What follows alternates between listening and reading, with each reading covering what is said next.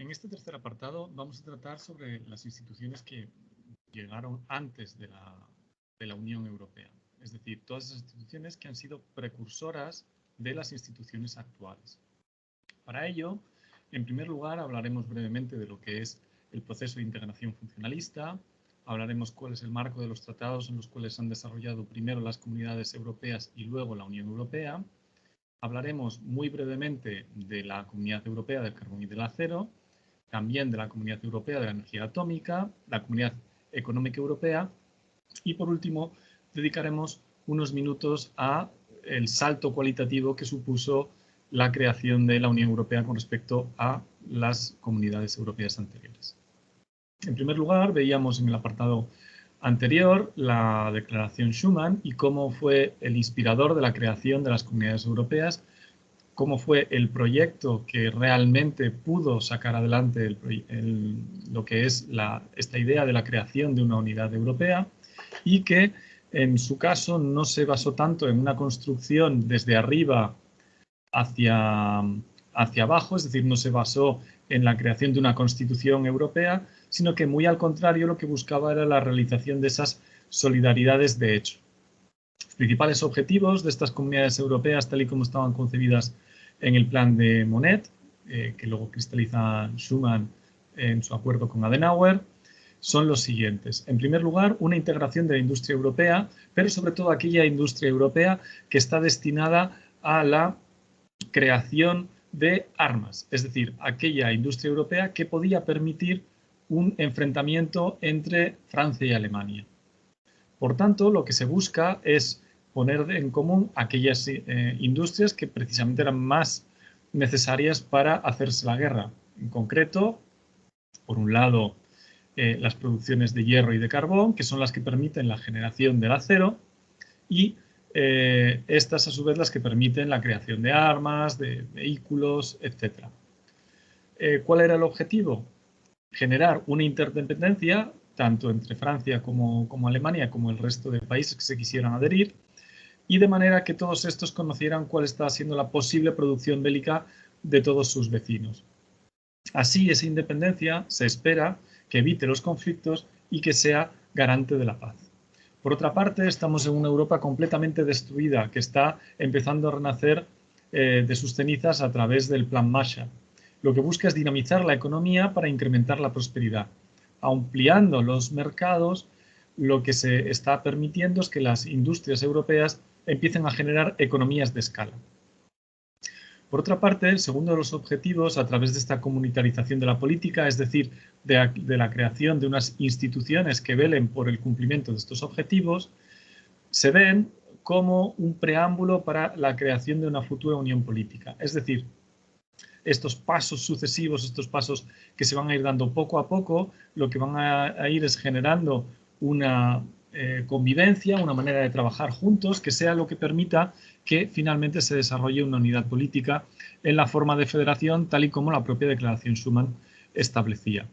Así, esta construcción política no se va a hacer de conjunto, no se va a hacer de una única vez, sino que se va a construir poquito a poco a través de pequeños pasos que integren los elementos económicos para luego ir dando paso a los elementos más de tipo político. Un poco el modelo que se emplea es la Zollverein del siglo XIX alemana, es decir, esa creación de unidades aduaneras que vayan haciendo que estos principados alemanes trabajen de manera junta y finalmente puedan dar a la creación de Alemania como tal. Este proceso de integración generalmente ha sido conocido como el método funcionalista. Este método funcionalista, cuyo principal artífice podemos achacar a Jean Monnet, comienza el proceso con lo que Jean Monnet gustaban llamar la revolución silenciosa. ¿Qué quiere decir esto?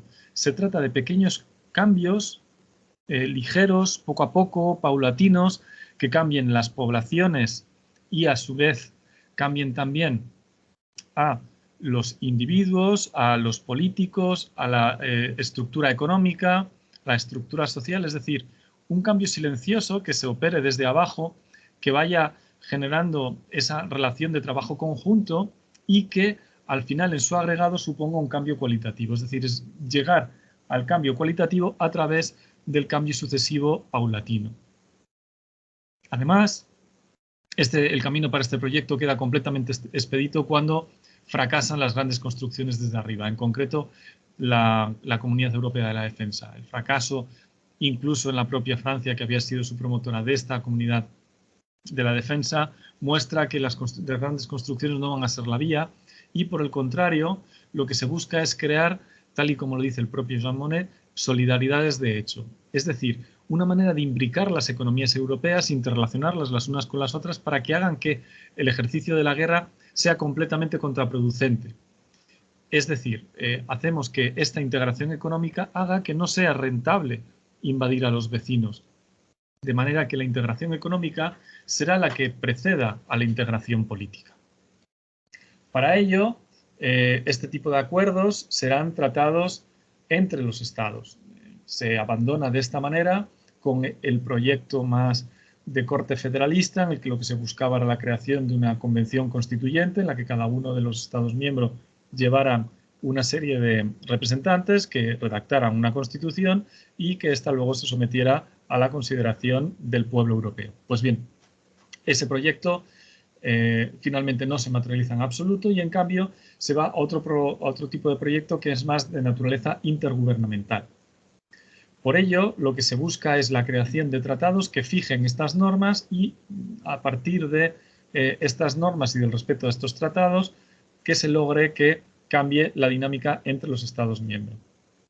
En este respecto, el primero de los tratados básicos es el Tratado de París, que se firma el 18 de abril del 51 y por el cual se crea la Comunidad Europea del Carbón y del Acero. De aquí ya nacerá el engranaje institucional básico de las instituciones europeas, con una alta autoridad, que luego será llamada Comisión, una asamblea parlamentaria que luego se llamará Parlamento Europeo y un consejo que será luego el Consejo de Ministros de la Unión Europea. El éxito de la Comunidad Europea del Carbón y del Acero es espectacular. En muy pocos años se consigue que estos tratados logren dar su fruto y por ello después se renuevan, apenas 6 años después, en los tratados de Roma que permiten la creación de la Comunidad Económica Europea y también el Euratom o Comunidad Europea de la Energía Atómica. De esta manera se ponen las patas para evitar que haya un salto hacia atrás, una involución que lleve a enfrentar a los países europeos. Estamos en un mundo en el que la energía atómica es el siguiente de los elementos que puede crear fricción, es el siguiente de los elementos que puede generar conflicto o que puede utilizarse para agredir a los vecinos. Por tanto, la comunitarización de la generación de la energía atómica no solo permite las mayores economías de escala, unos estándares europeos de calidad que permitan que bueno, pues un fracaso o cualquier mala gestión de la energía atómica termina afectando ineludiblemente a los países que están en la frontera. Por tanto, lo que se busca es anular a la energía atómica como un arma y al mismo tiempo poner estas producciones en común. Y por último, otro elemento fundamental, que ya vimos cuál fue su resultado en los años 30, es la economía. La economía también puede ser un factor de desestabilización. Y entonces, por este motivo, se crea una Comunidad Económica Europea que amplíe a muchos más sectores todos estos ámbitos de cooperación. Aquí, al respecto, pueden ver los distintos momentos por los cuales se pasa desde la Declaración Schuman del 50 hasta el Tratado de París y el Tratado de Roma. Muy brevemente vamos a hablar de las distintas instituciones, no nos vamos a detener en ellas mucho porque las veremos en detalle, pero siempre es útil ver cuál es la configuración original para ver de dónde partimos y hasta dónde hemos llegado. Esta situación de partida es el enfrentamiento histórico entre Francia y Alemania y lo que habían mostrado la Primera y la Segunda Guerra Mundial, en el cual ambas potencias competían por toda la franja del Ruhr y del Sarre, donde se concentran los mayores yacimientos, tanto de carbón como de hierro. Esto había demostrado que ese enfrentamiento entre las dos potencias se debía fundamentalmente a estas dos herramientas para la guerra. Por ello, habría que buscar una manera, y este es el plan que idean Schuman y Adenauer, para permitir que se recupere Europa sin que Alemania vuelva a ser una amenaza. Es decir, hay que volver a reintegrar a Europa, a Alemania, que ha quedado dividida, pero que por estos años empiezan ya los planes de unificación de todas las partes del territorio que controlan los aliados, y hay que ver cómo integramos a Alemania, cómo permitir que se recupere, pero que Alemania no llegue a ser una amenaza para sus vecinos. Por tanto, a través de esta dependencia económica se crearán esas solidaridades de hecho de las que ya habíamos hablado.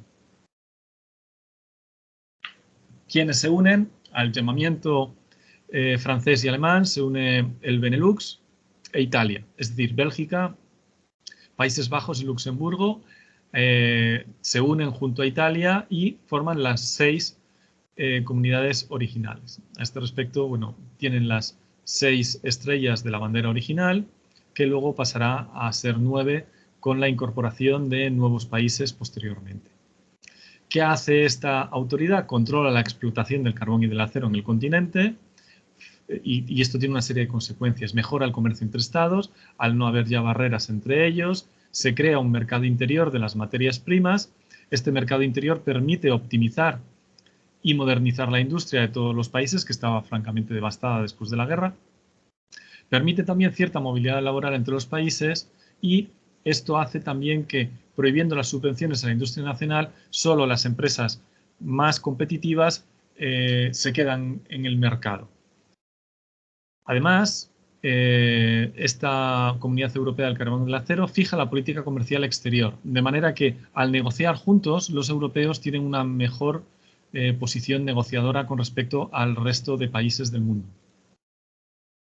Las instituciones, como ya he comentado muy brevemente, son esa alta autoridad que es la encargada de adoptar decisiones, de formular recomendaciones y emitir dictámenes, que tiene un comité consultivo de productores y consumidores con los cuales está en contacto.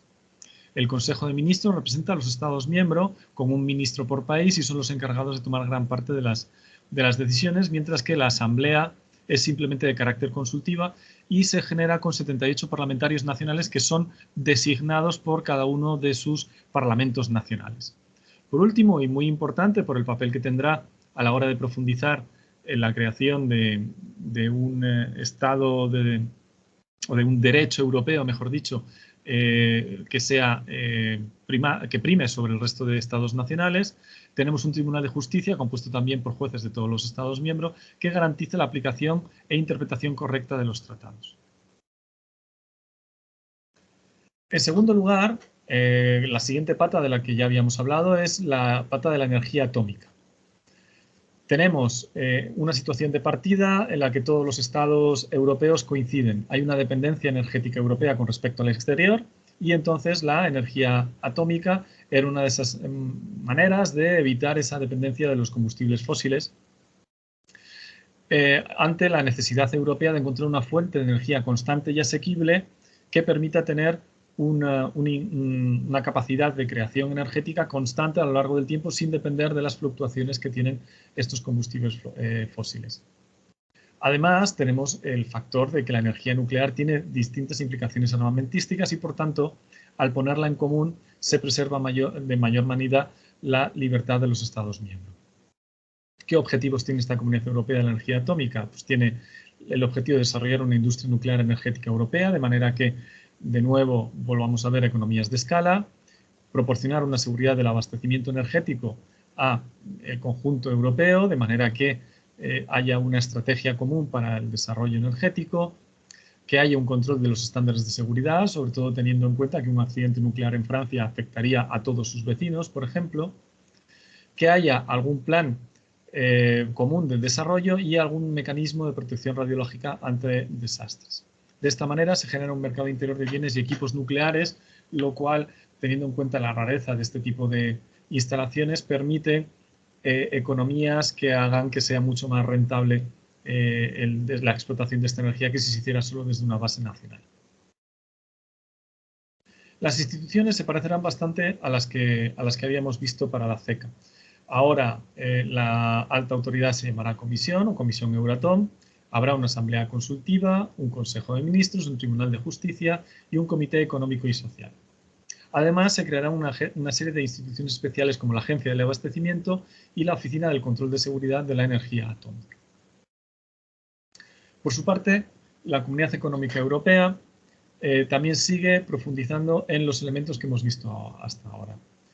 ¿Cuáles son sus objetivos? La creación de un mercado interior en un sentido amplio. Se trata de tener un mercado interior tanto en términos laborales como de cohesión regional, como de desarrollo armonioso. Y aquí viene un poco la novedad de la Unión Europea con respecto a otro tipo de iniciativas que surgieron por la época, como puede ser la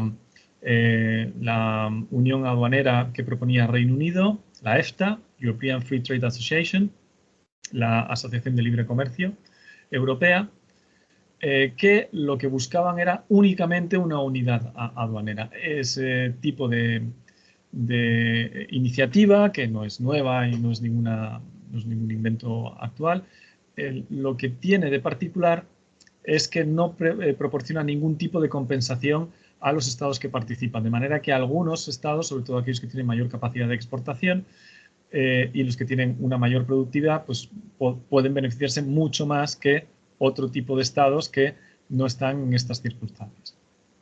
Por tanto, para la Comunidad Económica Europea no se quiere ese planteamiento.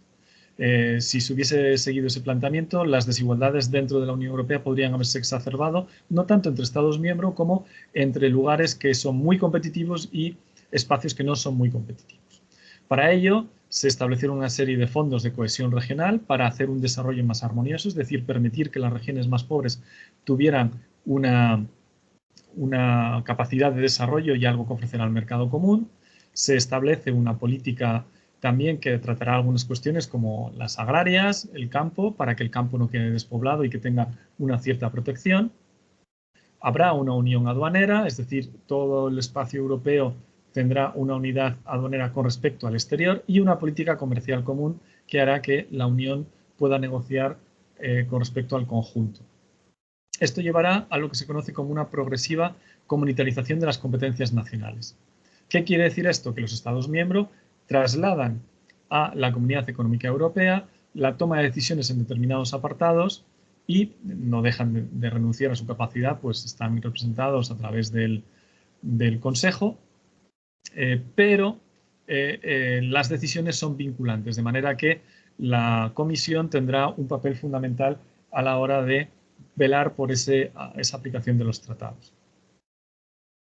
De esta manera, tenemos estos tres objetivos que son meramente económicos, pero siempre hay una cuarta pata, que es esta unión cada vez más estrecha entre los pueblos europeos, que queda ahí un rincón que es como esa herencia de la Declaración Schuman, que lo que busca es una creciente integración política. Es decir, no se olvida que el proyecto europeo, aunque comienza en lo económico, es un proyecto cuya finalidad es eminentemente política.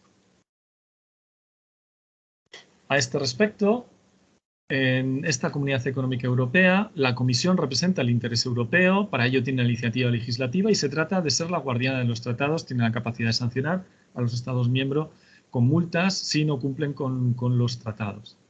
Por otra parte, el Consejo de Ministros busca representar los intereses de los Estados miembros.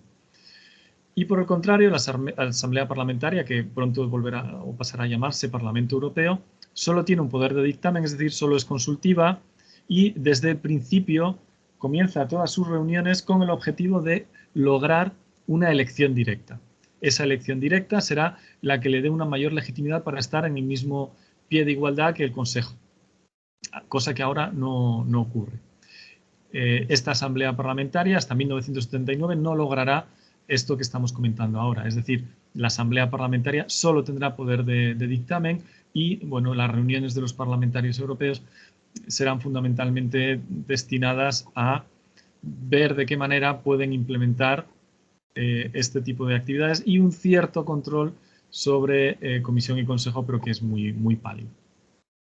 En cambio, una institución que sí que cobra mucha importancia es el Tribunal de Justicia, que ya los propios tratados le dan la capacidad de dirimir los conflictos tanto entre Estados miembros como entre instituciones o entre particulares y Estados miembros e instituciones en la aplicación de la normativa europea. Y es especialmente relevante porque este Tribunal de Justicia, sobre todo a través de una serie de sentencias que irá promulgando a lo largo del tiempo, es clave para entender el proceso por el cual el derecho europeo empieza a tener primacía sobre el derecho de los Estados miembros en los ámbitos competenciales que estos le han reservado. Y esto será fundamental. Hay algunos autores que incluso hablan del carácter federalizante del Tribunal de Justicia, que con sus sentencias obliga a que se eliminen las barreras que los Estados intentan colocar a la libre competencia. Por último, tenemos el Comité Económico y Social, que aunque solo sea de carácter consultivo, lo que hace es integrar a los principales elementos de la sociedad civil, sobre todo patronal y sindicatos, que tengan una capacidad de incidencia a través de este comité y que, por tanto, puedan informar también la legislación. Ahora bien, el salto cualitativo en el que se crea la Unión Europea será el Tratado de Maastricht del 92. Este Tratado de Maastricht lo que hace es dar un salto que transforma la Comunidad Europea en Unión Europea, introduce el concepto de ciudadanía, saca del propio nombre de Comunidad Europea o Comunidad Económica Europea, saca el elemento económico y lo que deja solo en un elemento de tipo político. Unión Europea tiene una connotación más política, una carga más política que el de comunidad. Por tanto, Maastricht será el salto cualitativo, no lo veremos ahora en profundidad, sino que lo veremos en la sesión posterior, pero sí quería señalarlo como es el punto de fin y el cambio de ciclo.